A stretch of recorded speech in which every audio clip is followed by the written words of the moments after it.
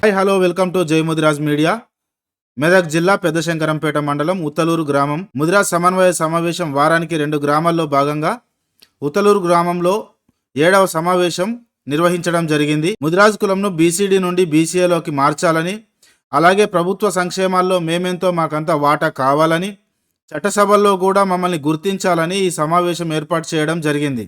ఈ సమావేశంలో మత్స్య సహకార సంఘం అధ్యక్షులు కానబోయిన బెత్తయ్య ముదిరాజ్, ఉపాధ్యక్షులు జనుముల దుర్గయ్య ముదిరాజ్, నీరుడు విట్టలు ముదిరాజ్ అధ్యక్షతన ముఖ్య అతిథులుగా మహారాజు కొత్తసాయిలు ముదిరాజ్, నారాయణఖేడ్ తాలూకా ముదిరాజ్ అధికార ప్రతినిధి పత్రి రామకృష్ణ ముదిరాజ్, మంగల్పేట జ్ఞానేశ్వర్ ముదిరాజ్, మండల అధ్యక్షులు పల్లెబోయిన పున్నయ్య ముదిరాజ్, పట్టణ అధ్యక్షులు జోడు రవి ముదిరాజ్, మండల కార్యదర్శి దారబోయిన శంకర్ ముదిరాజ్, మాజీ సర్పంచ్ పుట్టి అశోక్ ముదిరాజ్, మాజీ సర్పంచ్ గాజుల వెంకటేశం ముదిరాజ్, లీగల్ అడ్వైజర్ గాన్ల సాయిలు ముదిరాజ్, సలహాదారులు కాగిత సాయిలు ముదిరాజ్, ఉద్యోగుల సంఘం అధ్యక్షులు నిజున రమేష్ ముదిరాజ్, కాగిత సాయిలు ముదిరాజ్, రామోజీపల్లి రమేష్ ముదిరాజ్, డి సంగమేశ్వర్ ముదిరాజ్, సతీష్ ముదిరాజ్, సాయిలు ముదిరాజ్, దాసరి నారాయణ ముదిరాజ్, హోటల్ సాయిలు ముదిరాజ్, మాజీ ఉప సర్పంచ్ శ్రీశైలం ముదిరాజ్, మైపాల్ ముదిరాజ్, కె వెంకటాపురం ముదిరాజ్, కె వెంకటాపురం గువ్వ చిన్నయ్య ముదిరాజ్, మైసయ్య ముదిరాజ్, సాయిలు ముదిరాజ్, సతీష్ ముదిరాజ్, ఎం సాయిలు ముదిరాజ్,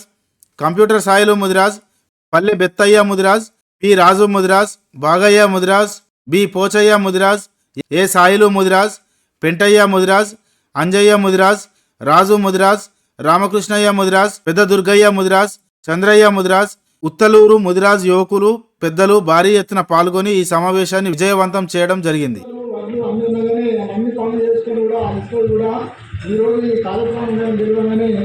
అందరికీ కలిపి వాళ్ళ యొక్క పనులను వదులుకొని సమయపూర్తికి ప్రశ్నలు కూడా అందరికీ చక్కగా ధన్యవాదాలు తెలుపుతున్నాను. అదేవిధంగా మన సమన్వయ కమిటీ సభకు దూరం నుండి అంటే నారాయణపేట ప్రాంతం నుండి అన్ని కార్యక్రమాలు వదులుకొని మన మీద ఎందుకంటే మన మిగతా అభిమానం మిగతాంటే వచ్చినందుకు తనకు మన పత్రి రామకృష్ణ గారికి ప్రత్యేక ధన్యవాదాలు తెలియజేస్తున్నాం. అదేవిధంగా మన మిగతా సమన్వయ కమిటీ సభ్యులు పున్నయ్య గారు అధ్యక్షులు, మన మహారాజు గారు, కాగిత సాగులు, మన రవీంద్ర గారు, మన అశోక్ సర్పంచ్ గారు, మరియు పటవా రామన్న గారు, మరియు సాయి గారు, ఈ యొక్క ప్రత్యేక బృందం అందరికీ పేరు పేరున ధన్యవాదాలు. మన యొక్క కార్యక్రమాన్ని మనం ఎందుకంటే మనం గంగమ్మ దగ్గర కూర్చొని అందరం ఏమని నిర్ణయించుకున్నామంటే మనం అందరం కూడా ప్రతి ఆదివారము గురువారము వారానికి 2 రోజులు 2 విలేజ్లు, ఒక ఆదివారం ఒక విలేజ్, గురువారం ఒక విలేజ్, ప్రతి మన ముదిరాజు బంధువుల దగ్గరికి వెళ్ళి వారి యొక్క ఆపద సంపత్తి సౌపతి అన్నీ తెలుసుకొని వారికి మనతో అయినంత మటుకు అందరూ సమానంగా ఉండి మన కార్యక్రమానికి అందరు సహకరించేటట్టు మరియు మన కులానికి అందరం కూడా ఎల్లవేళలా కులం అంటే బలం కాబట్టి ఆ బలం ఏంటి కొందరు తెలుసు కొందరు తెలియదు కాబట్టి ఆ బలం గురించి తెలియడానికి అందరం కూడా అవగాహన చేసి అందరినీ సమన్వయపరచాలని చెప్పి గంగమ్మ వద్ద ప్రతిజ్ఞ చేసిరు. కాబట్టి ఆ ప్రతిజ్ఞ ప్రకారమే ప్రతి విలేజ్కి వస్తున్నాం. ఈరోజు మీ ఉట్లూరు విలేజ్కి 7వ రోజు, ఎందుకంటే ఇప్పటికీ 6 గ్రామాలు అయిపోయినాయి. ఈ 7వ గ్రామం కాబట్టి ఈ మీ గ్రామంలో కూడా ఇంత పెద్ద జనం వచ్చినందుకు మీ అందరికీ ప్రత్యేక ధన్యవాదాలు. చాలా సంతోషంగా ఉంది. కాబట్టి సమన్వయం అంటే ఏంటి? ఇంకొకటి చూడండి, ఏ విలేజ్లో అయినా పటేల్ కానీ, రెడ్డి కానీ, రాజు కానీ, దొర కానీ, ఎవరైతే అగ్రకులాల వర్ణాలు ఉంటారో, ధనికులు ఉంటారో, భూస్వామి ఉంటారో వాళ్ళందరి దగ్గర మన వాళ్ళు ఊడియం చేస్తారని మనం అనుకుంటాం.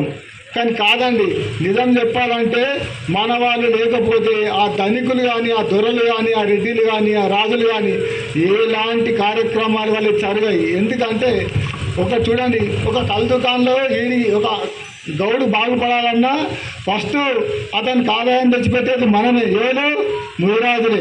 ముదిరాజులు కళ్ళు తాగుడు బంద్ చేయండి, వాళ్ళకి ఆదాయం వస్తే చూద్దాం. కాబట్టి ఎక్కడ పోయినా ఏ కులానికైనా ఏ అగ్రవర్ణానికైనా ప్రతి వారికి కూడా మనం చేయకపోతే వెళ్ళదు.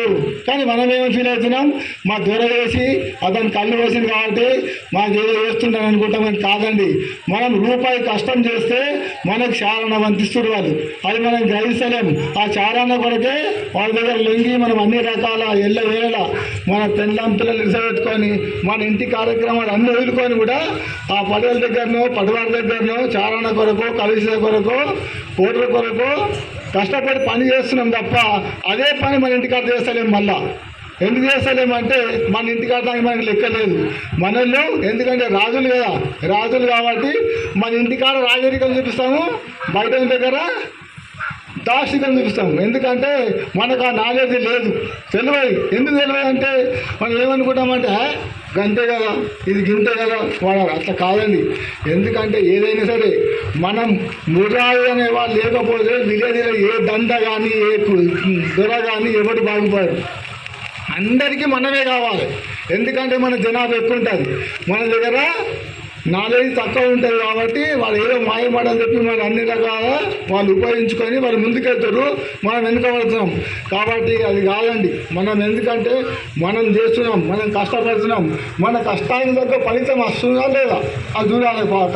కాబట్టి ఎవరు కూడా చూసారు. కాబట్టి ఖచ్చితంగా అందరు ఇప్పటి నుంచి అయినా మనం ఏం చేస్తున్నాము, ఎక్కడ పోతున్నాము, ఏటోడు ముందుకు ఎట్లెత్తుండో మనం ఎందుకు వెనుకబడుతున్నాం చూడండి. ప్రతి కులంలో కానీ, ప్రతి ప్యాసలో కానీ, ప్రతి దాంట్లో కానీ ప్రతి వాడు ముందుకెత్తుండు. జనాభా ప్రకారం చూసుకుంటే మన తెలంగాణలో 68 లక్షల జనాభా ఉంది. మనకు ఓట్లు జనాభా కూడా కాదు, ఓట్లు 68 లక్షల ఓటర్స్ ఉన్నారు. కానీ రాజ్యసభలో కానీ మన శాసనసభలో కానీ ఎంపీలలో కానీ మనకు ఎంపీలు లేరు, రాజ్యసభ సభ్యులు లేరు, ఒక్క ఎమ్మెల్యే మాత్రమే ఉన్నాడు. జనాభాలో 10% జనాభా లేదు, రెడ్డి లేదు. వాళ్ళు 50% రెడ్డిలు ఉంటారు ప్రతి దాంట్లో కూడా, ఏ దాంట్లో అయినా. అదే 15% ఉంది ఎస్సీలకు, వాళ్ళకు 15% ఉంది. 15% ఉన్న ఎస్సీలకు వాళ్ళకు 15% ఉన్నారు. మరి లేని వాళ్ళకంటే మనకే. కాబట్టి ఎందుకు లేరంటే మనోళ్ళు ప్రతి దాంట్లో ఇంకా కూడా దేంట్లో చదువు లేదు. ఫస్ట్ ఆఫ్ ఆల్ మనోళ్ళు బాగుపడాలంటే చదువు కావాలి. ఎందుకంటే చదువుకుంటే లోక జ్ఞానం తెలుస్తుంది. కాబట్టి మన పిల్లలను మనం అందరం కూడా మంచిగా చదువు చదివించి ముందుకు పంపాలని చెప్పి మీ అందరితో మనం చేస్తూ ఈ అవకాశం మీ అందరికీ జై ముదిరాజ్.